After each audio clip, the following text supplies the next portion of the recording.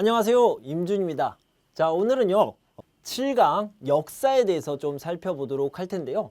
먼저 대한민국 역사의 전체적인 흐름을 파악하고 시작하도록 하겠습니다. 자, 여기 보면요, 대한민국 최초의 나라는 고조선입니다. 이 고조선이라는 나라는 언제 세워졌습니까? 바로 BC, 그러니까 기원전 2333년. 외우기 쉽죠? 2333 이렇게 외우시면 되겠습니다. 누가 세웠어요? 단군 왕검이 세웠습니다. 단군 왕검이라고도 하고요. 우리 어린이들, 아이들은 단군 할아버지라고 이야기하기도 합니다. 자, 아주 옛날에 우리 이 땅에 나라가 세워졌는데 처음 나라가, 최초의 나라가 고조선이다, 이렇게 알아두시면 좋겠고요. 여기서 주목할 점은요, 청동기 시대였습니다. 청동기 시대에 나라가 세워졌다라는 것을 기억해 주시고요. 팔조법이라는 법이 있었습니다. 우리 법에 대해서 지난 시간 배웠는데요. 고조선이라는 나라에도 팔조법이라는 게 있었고, 이 팔조법을 통해서 우리가 이 고조선의 역사에 대해서, 고조선의 문화와 사회에 대해서 잘 알 수 있습니다. 자, 그리고 그때는요, 하늘에 제사를 드렸었는데요. 그렇게 제사를 드리던 곳이 참성단이라는 곳이 있었습니다. 이 참성단을 기억해 두시는데, 이 참성단과 구별을 잘 해줘야 되는 게 첨성대라는 게 있어요. 첨성대는 별을 관측하는 신라시대의 어떤 과학적으로 굉장히 우수한 문화재거든요. 그래서 첨성대와 참성단을 잘 구별해 주시면 좋겠습니다. 자, 그리고요, 고인돌을 기억합시다. 이 고인돌이라는 것은요, 무덤입니다. 옛날 족장들, 왕, 지도자의 무덤이다. 이렇게 세 가지를 잘 기억해 두시면 좋겠어요. 자, 고조선이라는 나라가 없어지고 나서 여러 가지 부족 국가가 있었습니다. 그래서 동해, 옥저, 고구려 이런 부족 국가들이 있었는데요. 그런 부족 국가들은 여기서 다루지 않았고요. 그리고 진짜 나라 같은 나라가 3개 생겨납니다. 그래서 삼국시대라고 얘기하는데, 이런 최초의 제대로 된 국가가 등장했을 때가 4, 5, 6세기거든요. 그래서 먼저 백제, 그 다음에 고구려, 신라, 그래서 4세기에, 5세기에, 6세기에 이런 나라들이 등장해서요, 경쟁을 하기 시작합니다. 경쟁을 해서 누가 이겼습니까? 자, 백제, 고구려, 신라 순서였는데요. 생긴 순서대로 망했습니다. 백제가 먼저 멸망을 했고, 고구려가 멸망한 다음에 신라가 통일을 합니다. 신라가 통일을 하고, 북쪽에는 다시 새로운 나라가 생겼는데요. 바로 발해라는 나라가 생기게 됩니다. 이 발해라는 나라는요, 굉장히 대한민국에서 중요하게 생각하는 나라입니다. 그래서 이 발해의 역사에 대해서 여러분들이 꼭 기억해야 되는데요. 너무 많은 것을 기억할 필요도 없습니다. 발해는요, 대조영이라는 사람이 세웠다. 그리고 옛날에는 해동성국이라는 별명이 있었다. 이렇게 알아두시면 좋겠습니다. 그래서 남쪽에 신라, 북쪽에 발해라는 나라가 있었기 때문에 남국, 북국, 남북국 시대라고 이야기를 합니다. 옛날에는 통일신라라는 말을 썼는데요. 통일신라 시대가 아니라 이제는 남북국 시대가 되었다라고 표현을 하니까요. 꼭 기억해 두시기 바랍니다. 자, 그러면 백제는 누가 세웠어요? 온조왕, 온조라는 사람이 세웠고요. 고구려는 주몽이라는 사람이 세웠습니다. 신라는 박혁거세, 박혁거세라는 사람이 세웠는데요. 자, 이것은 기억해 두시는 게 좋아요. 어떤 나라를 누가 세웠는지 정도는 알아두시면 좋겠습니다. 왜요? 문제에 나오거든요. 그래서 꼭 기억하셨다가 문제 맞추시기 바랍니다.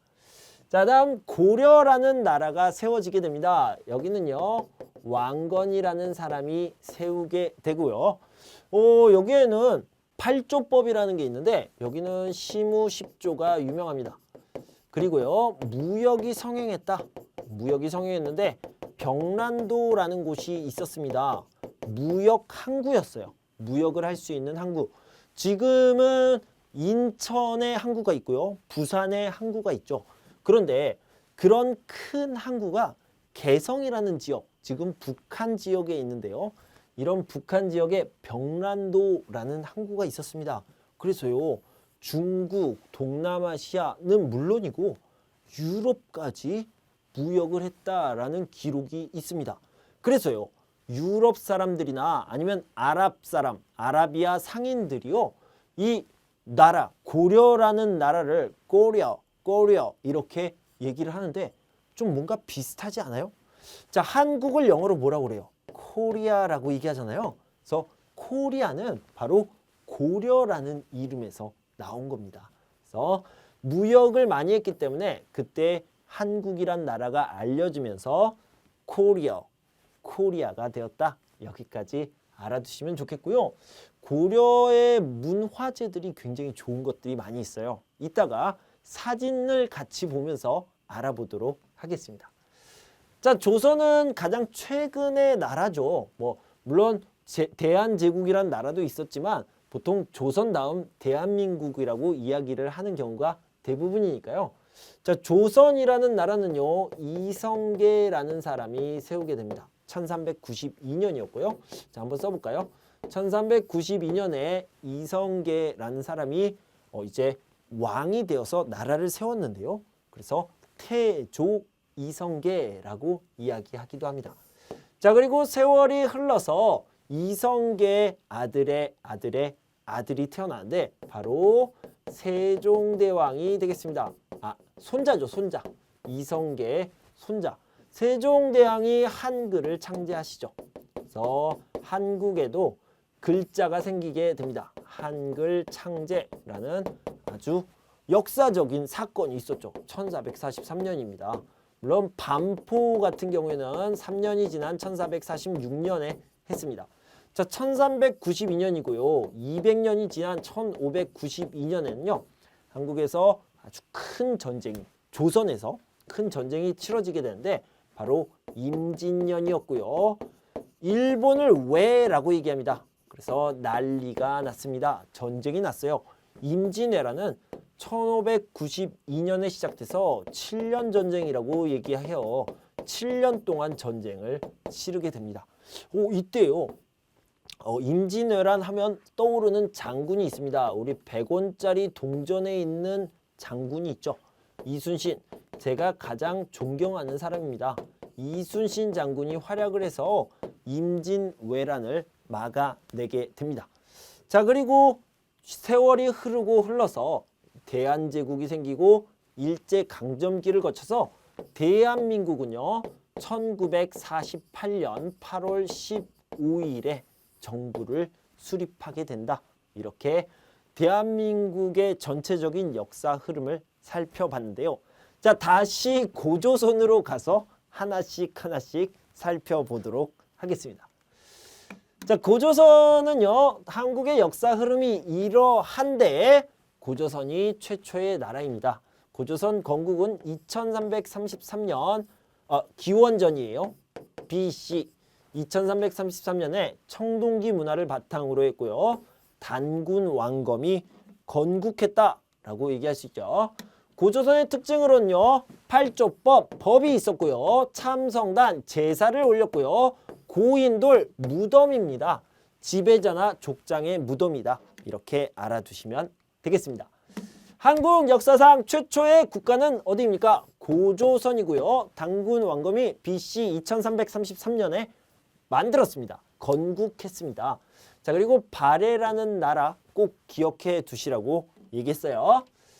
자, 한국 역사상 국가와 건국한 인물을 바르게 연결한 것. 건국하다, 나라를 세우다라는 뜻이에요. 그래서 나라를 누가 만들었습니까? 이런 건데요. 자, 신라는 주몽이 아니라 박혁거세라고 얘기했죠. 좀 어렵죠? 박혁거세. 너무 길어요. 자, 고려는 누구입니까? 다행히 두 글자입니다. 왕건. 조선은요? 방금 얘기했던 이성계가 되고요. 고조선은 당군왕검이 맞습니다. 그런데 대조영 방금 지웠는데요. 이 대조영은 기억해야 돼요. 뭐예요? 발해를 세운 사람이다. 이렇게 알아두시면 좋겠는데요. 해동성국이라는 별명을 가지고 있다라고 기억하십시오. 자, 다음 중 고조선과 관련이 있는 것은 무엇입니까? 라고 했는데요. 오, 이거 첨성대는요. 신라예요. 고조선과 관련이 있는 것은 뭐라고요? 참성단이라고요. 참성단. 그래서 고조선과 관련이 있는 건 참성단, 팔조법, 고인돌 이렇게 기억하라고 그랬죠. 1번이 답이 되겠고요. 경국대전 같은 경우에는 조선이고 몽촌토성 같은 경우에는 백제입니다. 그래서 이렇게 뭐 기억하시면 좋겠습니다. 자, 최초의 민족 국가인 고조선을 건국한 것을 기리는 날은 기리는 거, 기념하고 기억하는 거 이것을 기리다라고 얘기하는데요. 언제예요? 10월 3일 땡땡절 뭐예요? 개천절입니다. 개천절이고 자 10월 3일입니다. 청동기 시대의 대표적인 무덤 양식으로 큰 세력을 지녔던 지배자나 족장의 무덤 지금 고조선 이야기를 하고 있는데요. 고조선에서 중요한 것 세 가지를 꼭 기억하라고 그랬죠. 팔조법, 참성단, 그리고 고인돌을 기억하시면 됩니다. 무덤이라고 얘기했죠. 그래서 고인돌이 되겠습니다. 자, 삼국시대와 남북국시대를 한번 살펴보도록 하겠습니다. 이 삼국시대는 3개의 나라가 있었고 남북시대는 2개의 나라가 있었는데요. 먼저 삼국시대부터 살펴보도록 할게요. 고구려, 백제, 신라라고 했는데 4세기, 5세기, 6세기에 이렇게 만들어졌습니다. 그래서 백제부터 살펴보면요. 백제는 4세기에 영토를 넓히고 온조왕이 만들었죠. 온조가 한강 유역에 건국을 했다. 그리고 근초고왕 때 굉장히 많이 발전했다. 이 정도 알아두시면 되겠고요. 여기 보면 문영왕릉, 정림사지, 5층 석탑, 백제, 금동, 대향로 이런 것들이 있는데요. 화면이 좀 작네요. 크게 봅시다. 여기 보면 다시 온조가 만들었습니다. 근초고왕 때 발전했습니다. 이런 역사 유적지나 문화재가 있습니다. 고구려를 봅시다. 주몽이 만들었어요. 그리고 5세기 때 전성기를 누렸었죠. 광개토대왕 중요한데요. 이 광개토라고 나와 있잖아요. 그래서 영토를 확장했다. 이런 거에 영토를 넓히다, 확장했다. 이렇게 기억하시면 되겠습니다. 고구려는 분위기가요. 굉장히 남성적인 느낌입니다. 막 힘이 세고요. 거칠고 전쟁을 좋아하고 이런 느낌이 있어요. 그래서 고구려는 그런 분위기였다라고 얘기할 수 있고요. 그다음에 신라는요. 박혁거세가 만들었습니다. 그래서 6세기에 전성기를 누렸고요. 버풍왕, 진흥왕이 굉장히 발전된 시대를 살았습니다. 화려한 아름다움이 있었고요. 그 다음에 이 신라는 나중에 남북국 시대에 또 살펴보겠지만 화랑도라는 특수한 단체가 있었습니다. 청소년들의 단체인데요. 지금으로 치면은 뭐 육군 사관 학교라든가 아니면 엘리트 학교 이 정도로 생각하면 되겠습니다. 그래서 지도자, 군사 지도자라든가 아니면 사회 지도자를 교육하는 기관. 이 기관 덕분에 통일을 할 수 있는 힘을 마련했다. 이렇게 볼 수도 있습니다. 자, 그 전에요. 여기 보면 삼국의 건국과 발달이 있는데 한반도에서 세 나라가 공존하던 시기를 삼국시대라고 하고요. 삼국이 이렇게 있으면 여기에는 고구려가 있고요. 여기에는 신라가 있고 여기는 백제가 있는데요. 여기 작은 땅에 가야라는 나라도 사실 존재했습니다. 선생님 그러면 사국 아닙니까? 근데 가야는 그냥 이렇게 괄호로 치고 삼국이라고 이야기합니다.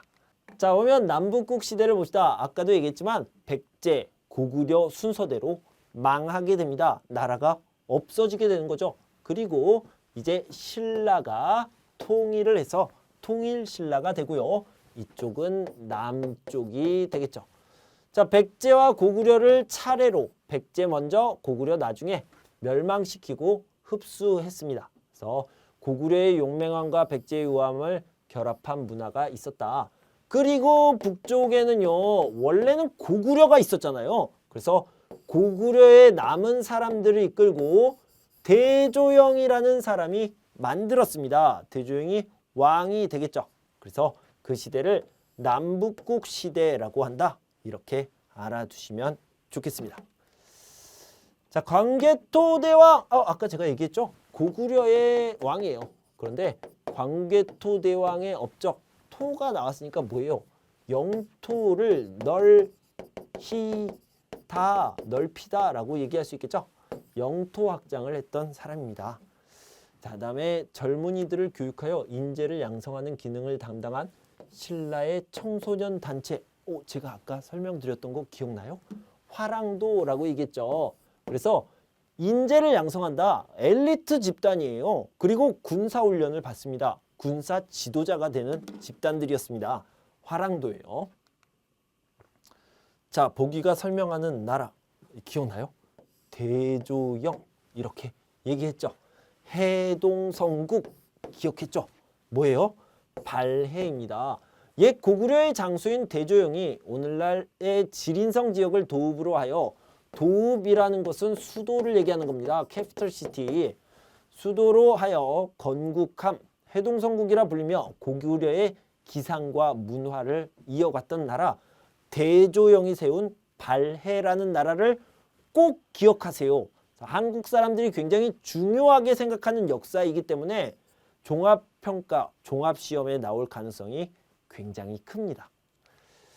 고려시대로 넘어가도록 합시다. 고려시대는요, 고려 전기에 태조 왕건이 고려를 건국했고요. 후뇨 10조를 통해 불교를 고려의 정치 기본으로 삼고 백성을 위한 정치를 해야 한다고 당부했습니다. 그래서요, 이쪽은 고려시대는 불교라고 얘기할 수 있어요. 그래서 CF, 유교는 어디예요? 조선입니다. 그래서 지금 조선시대에서 대한민국으로 이렇게 넘어왔기 때문에 유교의 영향력을 대한민국에서도 많이 받고 있는 겁니다. 자, 그리고 국가 운영을 한데 이 부분이 좀 중요하거든요. 왕건이 건국을 한 다음에요, 굉장히 정치를 잘했어요. 어떻게 했냐면 민생을 안정시키기 위해서, 그러니까 국민들이 편안하고 안심할 수 있도록 하기 위해서 세금을 낮췄습니다. 세금을 조금만 걷었고요. 그 다음에 과거제를 실시해서 인재를 등용하는 그런 왕도 있었습니다. 그래서 굉장히 안정된 사회를 만들었다. 그것뿐만 아니라 이제 통일신라를 멸망시키고 고려를 만들었잖아요. 그런데 통일신라에 원래 힘이 있던 사람들이 지방에 있었겠죠. 그런 사람들을 호족이라고 얘기하는데요. 이런 호족들을 어떻게 해요? 다 목을 베버렸을까요? 아니요. 그 사람들을 다 이렇게 껴안았습니다. 포용했다라고 하는데 그 사람들을 다 껴안고 그 사람들의 도움을 받아서 정치를 잘 했다고 합니다. 자, 다시 한번 호족을 포용했다. 그리고 잘 활용했다. 이렇게 알아두시면 되겠어요. 자, 고려의 문화를 봅시다. 팔만대장경 아주 중요해요. 저는 이것을 보기 위해서 경상도까지 간 적이 있습니다. 너무 훌륭한 문화인데요. 이 8만이라는 숫자예요, 이게. 그래서 8만 이런 숫자거든요. 그래서 8만 개의 장경판이 있습니다. 그게 무슨 뜻이냐면 책을 만들기 위해서는 인쇄하기 위한 판이 있어야 되잖아요. 거기에 판을 찍어야 종이에 글자가 새겨지잖아요. 그 판이 8만 개나 된다는 겁니다. 그것이 지금 해인사에, 합천 해인사에 보관이 되어 있습니다. 해인사 장경판전 이렇게 돼 있고요. 유네스코 세계문화유산으로 등재가 되어 있습니다. 자, 그다음에 직지심체 요절. 이것도 대한민국 사람들이 굉장히 자랑스러워하는 부분이에요. 세계 최초의 금속 활자본입니다. 세계에서 가장 먼저 금속 활자를 만들었다. 그것이 바로 직지심체 요절이다. 이렇게 되는데요. 자, 여기서 더 중요한 사실이 있습니다. 문제로 자주 나오는 건 뭐냐면요. 그럼 선생님, 직지심체 요절 보려면 어디로 가면 됩니까? 국립중앙박물관으로 가세요 라고 하고 싶은데 그렇지 않아요. 여러분들이 비행기를 타고 프랑스에 가야지 직지심체 요절을 볼 수 있습니다. 네? 한국인들이 자랑스러워하는 것이 왜 프랑스에 있습니까? 역사적으로 굉장히 많은 일들이 있었고요. 그래서 프랑스 사람이 지금 가지고 가서 보관을 하고 있습니다. 프랑스 국립도서관에 소장되어 있습니다. 그래서 여기 가서 확인하시면 되겠습니다. 저도 나중에 기회가 되면 프랑스에 가서 이것을 꼭 보고 싶습니다. 직접 제 눈으로 확인하고 싶어요. 자, 그 다음 고려청자를 봅시다. 고려청자는 너무너무 아름다운데요. 자, 이렇게 그림으로 봐야 돼요. 그런데 컬러 사진이 아니어서 너무 아쉬운데요. 여러분들이 인터넷에서 꼭 고려청자의 이 색깔을 확인하셔야 됩니다. 저는 이제 가끔 국립중앙박물관에 가가지고 이런 고려에서 만든 파란색, 푸른색 도자기를 보는데요. 너무 아름답습니다. 그래서 고려에서는 고려청자 그리고 직지심체요절 최초의 금속 활자본 그리고 팔만대장경판 이런 문화재들이 있다는 것을 꼭 기억하시기 바랍니다. 자, 태조 왕건의 정책으로 옳은 것, 맞는 것을 살펴보도록 합시다. 나라 전체에 도교를 장려하여 많은 절과 탑을 세웠다. 요거 맞아요. 그런데 도교가 아니라 불교입니다. 불교를 장려했다. 고려의 불교, 조선의 유교 이것을 꼭 기억하셔야 돼요. 백성들의 생활을 안정시키기 위해 세금을 줄여주었다. 네, 맞습니다. 민족 융합을 위해 지방 세력인 신진사대부를 후하게 대접하였다. 후하게 대접한 건 맞는데요. 신진사대부가 아니라 뭐라고 했어요? 호족이라고 얘기했죠. 호족이라고 생각하면 되겠습니다. 여러분들 지금 이렇게 책을 펼치고 공부하고 있다면 선생님과 같이 필기를 해주시면 좋겠어요. 고구려의 옛 땅을 되찾기 위해 남쪽으로 영토를 넓히려 노력했다는 맞는데요. 남쪽이 아니라 북쪽이에요. 그래서 이걸 뭐라고 얘기하냐면 북진 정책이라고 얘기합니다. 여기는 다 아니죠. 2번이 답이 되겠습니다. 고려 사회의 모습으로 옳지 않은 것, 틀린 것을 찾는 겁니다. 광종이 과거 제도를 폐지하였다. 광종이 과거 제도를 여기까지 맞아요. 폐지가 아니라 실시했습니다. 처음으로 만들어서 실제로 한 거예요. 굉장히 중요한 사건이에요. 지방 호족은 향리가 되어 지방간을 도와주었다. 아까 얘기했죠. 포용해서 그 사람들의 도움을 받았습니다. 병란도를 중심으로 여기 뭐라고 그랬어요? 무역항구, 무역항이었죠. 무역항이었다. 바닷길을 이용한 무역을 하였다. 그래서 코리아가 된 겁니다. 성종에게 최승로가 정치개혁인 시무 28조를 올렸다. 이것도 중요한 사건이 되겠습니다. 자, 1번이 답이 되겠죠. 광종의 과거제도 중요해요.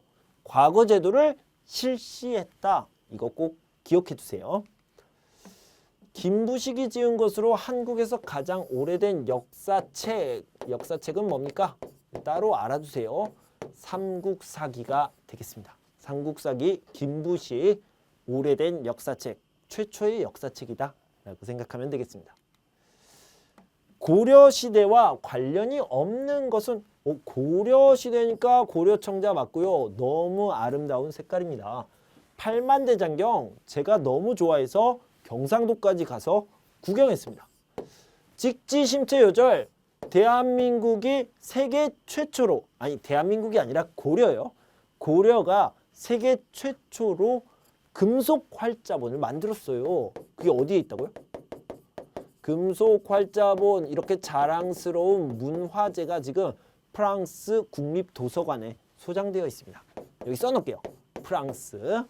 자, 그다음에 불국사와 석굴암은 어디예요? 신라의 유적입니다. 경주에 있죠. 아이고, 경주에 있다. 그래서 관계가 없는 것이니까 4번이 답이 되겠습니다. 자, 조선시대를 좀 살펴봅시다. 조선시대는요, 1392년에 이성계가 세웠습니다. 조선을 건국하고 한양으로 옮겼는데요. 이 한양이 한성이라고 얘기하기도 하고요. 서울이라는 이름을 갖게 되었죠. 지금 여러분들이 살고 있는 서울, 거기가 조선의 도읍, 그러니까 수도라는 의미거든요. 수도이기도 합니다. 자, 조선의 발전을 보면요. 세종대왕께서 훈민정음을 만들었는데 이것이 조금 있다가 또 살펴보겠지만 문제를 풀 때 살펴볼 텐데 백성을 가르치는 바른 소리, 우리 첫 시간에 공부했던 부분이죠. 자, 이렇게 한국의 글자를 만들었고요. 농사에 도움이 되는 책도 쓰시고 과학 발명품도 많이 만드셨습니다. 성종 때는 경국대전을 완성하기도 했죠. 자, 이것은요. 법전이라고 얘기합니다. 어떤 나라가 힘을 갖고 안정을 찾으려면 법이 있어야 돼요. 그죠? 그래서 법전을 완성한 것도 굉장히 큰 의미가 있다. 이렇게 생각하시면 되겠습니다. 자, 훈민정음, 백성을 가르치는 바른 소리 만든 사람 세종대왕과 집현전 학자들 이렇게 참고로 나와 있습니다. 언제예요? 1443년에 만들었고요. 1446년에 반포 백성들에게 알렸습니다. 이렇게 알아두시면 되겠습니다. 자, 외세의 침략 임진왜란 1592년에 이순신 장군이 활약했고요. 그 이후로는 청나라가, 그러니까 지금 중국 지역이죠. 청나라가 조선에 침략을 했습니다. 그래서 그런 사건들이 있었다라는 걸 알아두시면 되겠습니다. 정치, 사회, 경제, 문화의 기본 규범을 담은 조선 최고의 법전! 아까 이렇게 영어로도 썼는데 기억하세요? 경국대전입니다. 세조 때 시작을 해서 성종 때 완성을 했던 complete 이렇게 완성을 했던 법전이죠. 자, 다음 조선시대의 신분제도 봅시다. 양반, 천민, 중인, 상민인데요. 자, 이렇게 순서대로 본다면 여기는 천민이 있습니다. 여기는 상민이고 여기는 중인이 있습니다. 여기는 양반이죠. 이 양반은 주로 이렇게 벼슬을 하거나 정치를 하는 사람들이었고요. 중인은 의사라든가 아니면 통역사 이런 전문가들이 많이 있었어요. 장사하는 사람들도 있고요. 사업을 하는 사람들. 자, 그다음에 상민들은 보통 사람이에요. 보통 사람들이기 때문에 보통 농사를 지었죠. 어촌에 사는 사람들은 물고기를 잡기도 하고요. 천민은 노예, 슬레이브라고 생각하면 됩니다. 아니면 아주 힘든 일들을 많이 하는 그런 사람들이었습니다. 그래서 이런 노예들을요, 한국어로는 노비, 옛날 말로는 노비라고 많이 얘기했어요. 자, 봅시다. 양반은 관리가 되어 나라를 다스리는데 직접 참여했다가 맞습니다. 천민은 어디에 있냐면 노비 여기 있죠.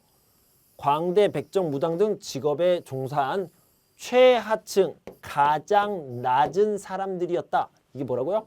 천민이다. 이렇게 알아두시면 되겠고요. 관청에서 의학, 통역, 기술 등의 분야, 기술자들이죠. 이거는 중인이다. 이렇게 알아두시고 농업, 숭업, 상업에 종사했으면 농민이 가장 많았던 거는 상민이다. 이렇게 알아두시면 되겠습니다. 연결하는 거 아시겠죠? 잘 체크해 주세요. 자, 임진왜란에 대한 설명 중 옳지 않은 것, 틀린 것을 찾아보도록 합시다. 나라 곳곳에서 양반, 노비, 승려까지도 의병들을 조직해 싸웠다. 진짜 군인은 아니지만 나는 나라를 위해 싸우겠습니다. 이런 사람들이 굉장히 많은데요. 이 승려라는 말은 절에 있는 스님들을 얘기합니다. 중이라고 얘기도 하는데요. 스님이라는 표현이 좋아요. 일본의 토요토미 히데요시가 조선의 군사를 이끌고 쳐들어온 거죠. 1592년에 있었던 일이고요. 맞아요. 곽재훈은 한산대첩, 명랑대첩 등 거북선을 이끌고 큰 승리를 거두었다라고 했는데 한산대천, 명람대천 등 거북선을 이끌고 큰 성리를 거둔 것은 맞는데 곽재우가 아니라 자, 임준 선생님이 가장 존경하는 사람 누구예요? 이순신 장군입니다. 이순신 장군이죠. 3번이 답이 되겠고요. 권율 장군은 행주산성에서 왜군을 무찔렀습니다. 맞아요. 이 부분이 틀렸죠. 3번이 답이 되겠습니다. 자, 이렇게 대한민국의 역사를요, 고조선부터 조선까지 살펴봤습니다. 조선 이후로도 대한제국, 그리고 일제강점기, 그리고 대한민국의 근대사, 대한민국 정부가 수립된 다음에 근대사도 있는데요. 자, 이런 부분들은 여러분들이 책을 더 자세히 살펴보면서 공부해 주시면 좋겠습니다. 자, 오늘 수업은 여기까지고요. 다음 시간에는 대한민국의 지형, 지리, 지역의 특성을 보는 시간을 가질 텐데요. 제가 다시 돌아올 때까지 여러분 건강하고 행복하세요. 감사합니다.